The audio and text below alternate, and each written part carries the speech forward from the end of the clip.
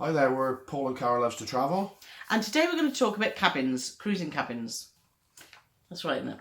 Yes. Well, yeah, not cabins in the wood, cabins on a cruise ship. Yeah.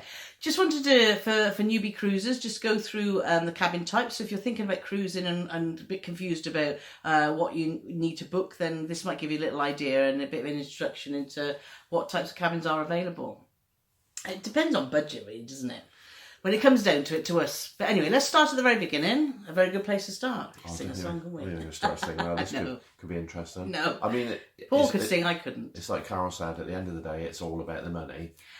Well, it is and it isn't, because actually, if we had the money to have a suite, you would still not probably book a suite. But we'll go more into that, because it depends on your priorities. Anyway, as we said, let's start at the very beginning. Anyway, so no, you don't want to hear me sing because it's very, very bad, as you've just probably gathered. Yeah. So back to where we were, inside. I started at the very inside of the ship. Obviously, the cheapest option to get on a ship is an inside cabin, and it is what it says on the tin, really, isn't it?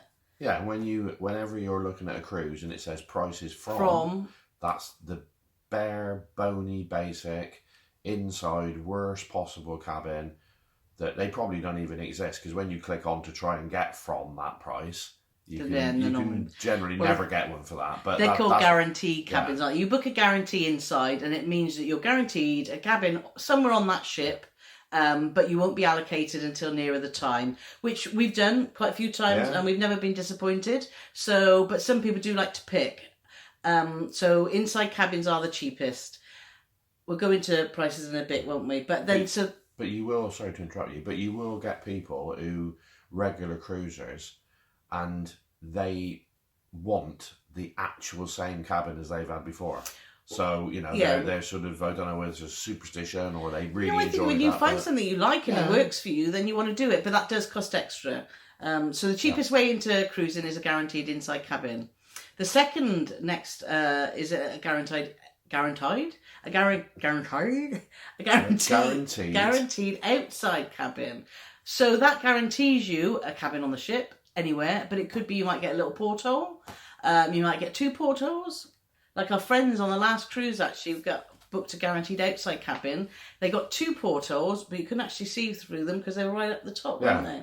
Yeah, you had to be 7 foot tall to be honest. You did. Yeah. You had to be a giant. But you might get a big window. It might be on deck 2, 3. It might be on anywhere. So that's an outside cabin. So you'll get some natural lighting. That's the difference from an inside cabin and an outside cabin. Now, the other variation on that is your window may look into a promenade or may look into the inside of the ship, which we've had before on Royal Caribbean with our dads, which really suited our dads because they didn't have any natural light, but they had some light because they're in their 80s and rubbing down to the loo at night, weren't they? So it worked. It worked well for them. So that's another example of an inside-outside cabin, isn't it? That looks actually inside to the ship, if that makes sense.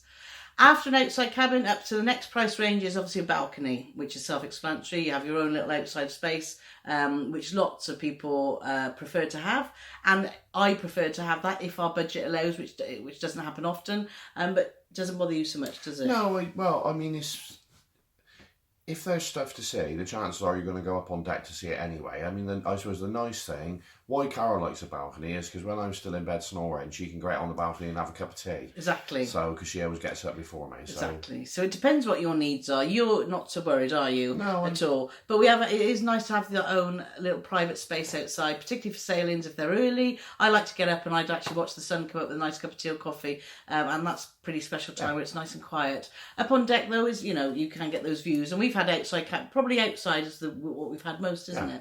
Then up from that is the suites, and we've never had the privilege of having a suite because it's out of our budget, but we have had the privilege of looking around some suites and they look fantastic. So if you can afford that, and if I had the budget to do that, I would book a suite, but you probably wouldn't. Well, I think you'd have to try it once, but I mean, then there's all the different levels of suites. You can have a suite and you can have a butler, and there's just so many things. But plunge pool, some have got their own plunge pool. How I pool. look at it is you go in there to have a kip, have a shower, get changed, and you're back out enjoying your cruise. Yeah, and the difference that you pay from an inside through to a balcony can be hundreds, can't it? Yeah, Which then can go towards your excursions or a special treat or whatever you want to do. So it is all about budget. But I must admit, I do. If I could afford a balcony every time, I would. So that's the inside is the cheapest, outside then a balcony, and then up to suites. There are, with all the new ships coming out there, there's different. There's the infinite balcony that the Celebrity Edge has just brought out, so it's got like an extension to the room, so you're not actually outside on your balcony, it's part of your room, which has got just a drop down window, a bit like river cruising looks like, isn't it? Which we'd love to try too. So it comes down, so you've got outside. You're able to open your window. You can't open a window because people say, well, like, you go into these cruise forums, well, I'm on an outside cabin, can I open my window? It's like, no, because the sea might come in. Yeah. So it is a bit of a minefield when you talk about cabins. You think it'd be quite straightforward, but it actually isn't. So just think inside, outside, balcony, suite. And then there's variations on those depending on the cruise ship and depending on older ships. It's like we've just been on the Marco Polo, and we were quite surprised because we like to have a snuggle up at night, don't we? Well, I do. Paul's face. And our cabin had single beds, which was fine because we were only on there for 3 nights. But if we were away for a week or so, then I'd be quite disappointed. So that's another thing to think about with your cabins. Most beds can be twins. Most single beds can be made into a double, is what she's trying to say. But on some ships like the Marco Polo, there's rooms where there's no possibility that those beds can be moved. Yeah. Which, no snuggles at night, but also no elbows in the ribs when you're snoring. Yeah, so that's why Paul likes having twin beds. Pros and cons to everything. So that's the differences between the cabins. Other things to think about in your cabin are position, because if you're a light sleeper, you don't want really cabins that are by the elevators, by the cabin steward's cupboard, isn't it? Because they have their little cleaning cupboards. Or near to where there's entertainment, if it's above, or below where there's entertainment, or on the same on the same deck but quite close to it. Often if you're in the deck below the pool deck, you often hear complaints that they can hear the sunbeds being put out in the morning, etc. So just be thoughtful about if you do book an inside guarantee or outside, then you don't know where you're going to be. You could, get the short straw in. But we've never had a problem. No, we haven't, no. Also, position is with movement. Obviously, you're at sea, so it's never going to be like a lake. You're always going to be, at some point, getting a little bit of movement. And obviously, if you're midship, lower down is the less movement. We did have, remember on the Explorer of the Seas, we had a beautiful balcony cabin. We were cruising around the fjords, wasn't it? It was a fantastic cruise with our dads. Our dads had a cabin on deck 5 on the promenade, didn't they, looking inside?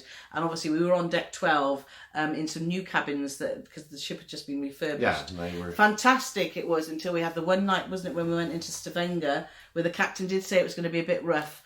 And oh boy, wasn't it rough. We were snuggled up on our bed, a bit like the couple in Titanic, wasn't it? We were led on our sides because we couldn't stay. Or otherwise we'd have rolled off the bed. So that's things to think about. On deck 12, if you think it's just like a pivot, isn't it? So we were doing this, where our dads, when we met for breakfast in the morning, they're like, what are you on about? They said, rough seas, well, they didn't. So that is something to think about, isn't it? With your cabins. Other things to think about is what facilities do you have in that cabin? Some of them, if you're in the lower categories, don't have things like kettles, etc. Most cruise lines do now, don't they? But the older ships don't. So if you do like your cup of tea in the morning, then you're not guaranteed that that's going to be there. And you might not get a fridge. No. And obviously, for some people who've got medical conditions, they need to keep their medicines refrigerated. If you need it, your insulin, so obviously etc. Don't take it for granted unless it's if you're looking in your brochure or you're online or whatever. Make sure that if you are in that position, if you've got any medical, if you need a fridge, that your room has got a fridge. That's a really good point. Because otherwise you could be right up. They're very accommodating, the cruise lines, though, aren't they? And they would sort that out for you, and deal with that. But they need to know. If it's in place before you get on there, then you haven't got to worry about it. Yeah, make sure you know what plugs are going to be in the cabins. That's why we do a lot of our reviews, just so people know if I'm going on this cruise ship, this is what I need to take. So that's really important. And one of our pet hates is showers. shower curtains. We're always a bit, when we walk into cabin, we always look in the bathroom and see, is it a glass door or a shower curtain? Because nothing worse than a shower curtain sticking to your back, is it? Well, there's a lot of things worse than that. Well, there's a lot of things worse than that, but yeah. But it is a bit like, yeah. Yeah. So that's one thing. It wouldn't put us off a cabin, obviously, and you can't pick and choose, can you? No, but these are sort of the things. What else would you say about cabins? I think the facilities, why would you go on ship to watch the TV and stuff? People say, I had a really big television. You love the telly. Well, I do like the telly, and it's nice sometimes when you go back in the evening. But you're there to do other things, aren't you? It's not the be all and end all, and we've never been in a cabin yet that didn't have a telly. But as like I said, to me, a fridge, a safe tea and coffee facilities, that would be my 3 priorities if I had to choose. Yeah.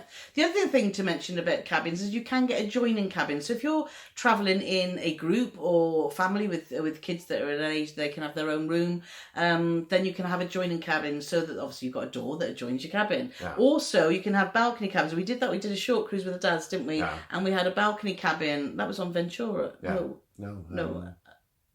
God, I can't remember. We've been on so many. It was on a cruise ship. It was on a cruise ship. And we were with the dads, and we had an adjoining balcony, and that was great, actually, wasn't it? Because instead of having to go in the corridor to walk round, because we didn't actually have an adjoining door, did we? But we had an adjoining balcony where there was a door in between, but you could open it. And if you were and I know we would consider this now, if we were going on a cruise with friends, to get adjoining balconies that have those doors that open would be brilliant, because you can open it and you can have a big private party area, isn't it, for sailaways and stuff? Well, it's not all about the partying and drinking, though, is it? Well, no, but we like to do that. Yeah. So that's things to think about. So that's the cabins. So if you have any questions or particular cabins that we've missed, because there are so many different types of cabins, but those categories, inside, outside, balconies and suites are where it's at. So we hope this video has been helpful and clarified a few questions that you have if you haven't cruised before or you're fairly new to cruising. But I don't think there's anything else to add. But if there's anything that you'd like to know, don't be afraid to ask. Yes. We probably won't know the answer, but it's always nice to guess. I know, because you're really clever, aren't you? Well, not really. No, so reading and that's it. I think that's it. So that's our little ditty about cabins. If you don't already, please do subscribe to our YouTube channel. We appreciate your support, and follow us on our other social medias, on our other social media accounts. The links will be in the comments below. We're always doing that, aren't we? We're pointing stuff. There, what we pointed. I don't know, there's nothing there, but no, again. One day. So anyway, so thank you so much. We're Paul and Carole Loves to Travel, and we hope you found this useful. If you have, give us a thumbs up, because that's really important too. So we will catch you again. So thank you very much for watching. Thanks for watching. Yeah. Bye-bye. Cheers. Bye.